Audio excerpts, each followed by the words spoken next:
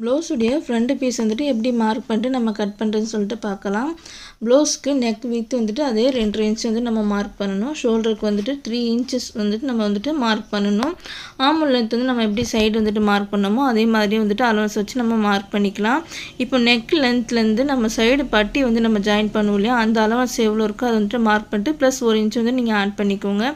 Centre டாட்டுக்கு ஷோல்டர்லேருந்து கீழே வரைக்கும் நீங்கள் ஒரு 10 இன்ச்சஸ் வந்துட்டு அளவு வச்சுட்டு ப்ளஸ் 1 இன்ச் வந்துட்டு சேர்த்துக்கோங்க. அது கீழே பட்டி ஜாயின் பண்ணுறதுக்கும் மேலே ஷோல்டர் ஜாயின் பண்ணுறதுக்கும் கரெக்டாக இருக்கும். சென்டர் டாட்டுக்கு 2 இன்ச் வந்துட்டு நான் லென்த் வச்சுருக்கேன். இந்த சைடில் பிடிப்போம் அதுக்கு வந்து நான் 1.25 இன்ச் வந்து நான் மார்க் பண்ணியிருக்கேன். இந்த சென்டர் டாட் வந்துட்டு எப்படி நம்ம அலவன்ஸில் பிடிக்கணும் அப்படின்னா, நம்ம ஐப்பட்டி சைட்லேருந்து நம்ம 2 இன்ச் நம்ம வந்துட்டு மார்க் பண்ணிவிட்டு அங்கேருந்து நம்ம வந்து இந்த சென்டர் டாட் வந்துட்டு நம்ம பிடிக்கும் போது நமக்கு கரெக்டாக இருக்கும்.